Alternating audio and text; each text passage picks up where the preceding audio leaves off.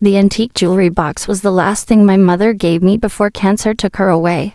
I was 16 when she pressed it into my hands, her fingers trembling but her eyes clear. "Keep it safe, Emma," she whispered. "Everything you need to know is inside." 3 years later, I watched that same box turn to ashes in our living room fireplace, while my stepmom Patricia's laughter echoed off the walls. "Honestly, Emma, it's just junk," Patricia said, prodding the burning box with a poker. "This house needs a good decluttering, and that ugly thing was taking up space in my china cabinet." I stood there, oddly calm, watching the flames consume the intricate wooden box. Patricia had no idea that I'd already found what my mother had hidden inside. Documents that would change everything. The real papers were safely tucked away in my lawyer's office, while Patricia gleefully destroyed a replica I'd planted, knowing she couldn't resist the urge to hurt me one more time. "Nothing to say," she smirked, clearly disappointed by my lack of reaction. "Usually you're so precious about your mother's things." I shrugged, fighting to keep my expression neutral. "You're right, it's just stuff." Her eyes narrowed, suspicious of my easy acceptance. In the 3 years since she'd married my father, I'd never let her casual cruelties slide. But today was different. Today, I knew something she didn't. My mother had been smarter than anyone gave her credit for. While everyone thought she was just a quiet homemaker, she'd been carefully planning for my future. The jewelry box contained documents revealing that she'd been a silent partner in my father's successful construction company. She'd invested her inheritance into the business when it was struggling, becoming a 40% owner. Her share had passed to me upon her death. Patricia had spent the last 3 years systematically taking over my father's life, convincing him to distance himself from me, all while positioning herself to control the company. What she didn't know was that her careful manipulations were about to unravel. "Your father and I have been talking," Patricia said, settling onto the leather sofa. She'd insisted on buying to replace my mother's comfortable old one. "We think it's time you moved out. You're 19 now, and this constant reminder of your mother, it's not healthy for anyone." I bit back a smile. "Is that what you think?" "Don't take that tone with me," she snapped. "Your father agrees. In fact, he's already signed the papers to remove you from the house deed. This is our home now, and you need to start your own life." If only she knew about the other papers my father had signed. The ones giving me power of attorney when he'd had his health scare last year. The ones Patricia had never known about because she'd been too busy redecorating the house to accompany him to his doctor's appointments. "When do you want me to leave?" I asked, watching her face light up with triumph. "End of the week should be plenty of time. You can stay with your friend Jessica until you figure something out." She stood up, brushing imaginary dust from her designer pants. "I'm doing this for your own good, Emma. You need to stop living in the past." The irony of her burning my mother's jewelry box while telling me to stop living in the past wasn't lost on me. But I kept quiet, letting her believe she'd won. Tomorrow, she would learn exactly what she'd done. That evening, my father came home late, as usual. Patricia had him working longer hours, claiming the company needed more attention. In reality, she was keeping him exhausted and distant, easier to manipulate. "Emmy," he said, using my childhood nickname for the first time in years. "Patricia told me about the box. I'm sorry, but maybe it's for the best. Fresh starts, and all that." I studied his face, noting the new lines around his eyes, the gray that had crept into his hair since Patricia had entered our lives. "Dad, when was the last time you really looked at the company's books?" He frowned. "Patricia handles all that now.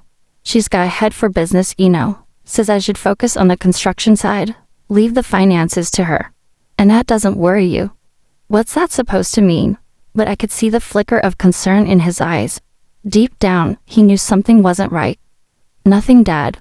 Jess, maybe take a closer look at things tomorrow." I kissed his cheek and headed upstairs, leaving him standing in the foyer with a troubled expression.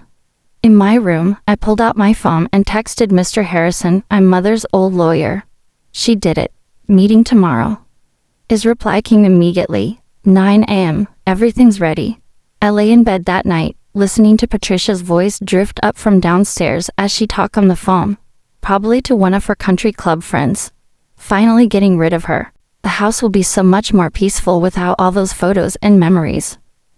I thought about my mother, about how she'd known something like this might happen. "People aren't always what they seem, Emma," she told me during those final days. "Your father's a good man, but he's trusting. Too trusting sometimes. Promise me you'll be smarter. I had promised, and tomorrow, Patricia would learn just how well I'd kept that promise. The next morning, I dressed carefully in the suit my mother had bought me for my high school graduation. Patricia was already at the breakfast table when I came down, scrolling through her phone while my father ate in silence. "Do you have work today?" she asked without looking up. "Actually," I said, pouring myself a coffee. "I thought I'd stop by the office. See how things are going." That got her attention. Her head snapped up, eyes narrowing. "The office? Why would you do that?" "Just curious about the family business. After all, it's my legacy too." Patricia laughed, but there was an edge to it. "Legacy? Please, your father built that company from nothing. You're just a child playing at being important." I took a sip of my coffee, savoring the moment. "Actually, Mom helped build it too. Or didn't you know that?" The color drained from Patricia's face as my father looked up from his breakfast, confusion written across his features. "Emma, what are you talking about?" I set down my coffee cup and smiled. "Why don't we all head to the office? I have some interesting documents to show you." Patricia's hand tightened around her phone. "Whatever game you're playing, Emma, it won't work. Your father signed the company over to me months ago." "Did he?" I asked innocently. "Are you sure about that?" For the first time since she entered our lives, I saw real fear in Patricia's eyes. And this was just the beginning. The drive to the office was tense. Patricia insisted on riding with my father in her luxury SUV, no doubt trying to damage control the situation before we arrived. I followed in my modest sit-in, watching through the windshield as she gestured animatedly, my father's shoulders growing more rigid with each passing mile. The company headquarters hadn't changed much since my mother's days. A 3-story brick building with Anderson Construction, displayed proudly across the front. What had changed was the atmosphere inside. Gone were the friendly faces I remembered from childhood, replaced by nervous-looking employees who darted glances at Patricia before quickly looking away. Mr. Harrison was waiting in the conference room, his silver hair and kind eyes exactly as I remembered from my mother's final days. Patricia's face darkened when she saw him. "What is he doing here?" she demanded, turning to my father. "James, this is ridiculous. Your daughter is clearly trying to cause trouble." My father looked uncertain, glancing between his wife and a lawyer who'd served our family for 20 years. "Patricia, let's just hear what they have to say." "Please, everyone sit," Mr. Harrison said, opening his briefcase. "We have quite a bit to discuss." Patricia perched on the edge of her chair like a bird ready to take flight. "This is absurd. I'm the CFO of this company. Any legal matter should go through me." "That's actually the first item we need to address," Mr. Harrison replied, sliding a document across the table. "According to the company bylaws, any major changes to leadership positions require approval from all shareholders. Your appointment as CFO was never properly authorized." "What shareholders?" Patricia scoffed. "James owns this company outright." I leaned forward, unable to keep the satisfaction from my voice. "Actually, he doesn't. Mom owned 40% of Anderson Construction. She invested her entire inheritance when Dad was just starting out. And now that chair belongs to me." The color drained from Patricia's face as my father picked up the document, studying it with growing concern. "James," she said, her voice honey-sweet, "you know that can't be true. We've gone through all the company papers." "Not all of them," Mr. Harrison interjected. "These were kept in trust until Emma turned 19, which happened last month. Margaret was very specific about that in her will." My father's hands were shaking slightly as he read. "Maggie did invest in the beginning," he said slowly. "I forgotten. She insisted on making it official, said it was good business practice." "She was right," I said softly. "Mom was always right about these things." Patricia's composure cracked. "This is ridiculous. Those papers could be forged, and even if they're real, what difference does it make? James signed everything over to me months ago." "Did he?" Mr. Harrison raised an eyebrow, producing another document. "Are you referring to these transfer papers? The ones dated February 15th? "Yes." Patricia grabbed them triumphantly. "Right here. James signed full control over to me." "Check the date again," I suggested. "February 15th. The day Dad was in the hospital for his heart scare. The day you claimed he signed these papers. He was under heavy sedation." My father's face darkened. "I don't remember signing anything that day." "Because you did it. Mr. Harrison confirmed. However, you did sign something else during that hospital stay. A power of attorney giving Emma the right to protect your interests if you were incapacitated. Which you were on February 15th. Patricia's hands began to shake. No, this isn't happening. It gets worse, I added, nodding to Mr. Harrison, who produced more documents. We have forensic accountants going through the books. Would you like to explain the transfers to your personal account? Or the shell company you created to siphon off construction profits? The silence in the conference room was deafening. My father stood up so quickly his chair toppled backward. Patricia, tell me this isn't true. She tried to reach for him, but he stepped back. James, darling, you don't understand. I was protecting our future. Emma would have inherited half of everything. This ungrateful child who doesn't know the first thing about business. I understand enough. I cut in to know that fraud is a criminal offense. Just like forging signatures on company documents. Patricia's face contorted with rage. You planned this, she hissed. You let me burn that jewelry box knowing you couldn't resist the chance to hurt me one more time. Yes, I did. I turned to my father, whose face had aged years in the past hour. Dad, I'm sorry you had to find out this way, but Mom made me promise to protect what she helped build. He nodded slowly, the shock in his eyes giving way to determination. Mr. Harrison, what do we do next? Well, the lawyer began, given the evidence of financial misconduct. We have several options. Patricia stood abruptly, her chair scraping against the floor. I want to speak to my own lawyer. Of course, Mr. Harrison smiled. In fact, I suggest you call them immediately. The forensic accounting report has already been forwarded to the relevant authorities. She turned to my father, tears welling in her eyes. James, please. Everything I did was for us. You can't let her destroy what we've built. What we've built? My father's voice was quiet but firm. Patricia, you've been stealing from my company, lying to me, and trying to push my daughter out of her own home. There is no us anymore. Patricia's mask finally cracked completely. She snatched her designer purse from the table and stormed toward the door, pausing only to spit out, You'll regret this, Emma. Both of you will. As the door slammed behind her, my father sank back into his chair, looking older than I'd ever seen him.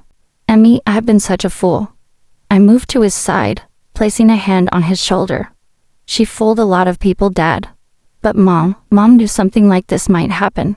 That's why she left me the documents, why she made sure I'd be old enough to understand what to do with them.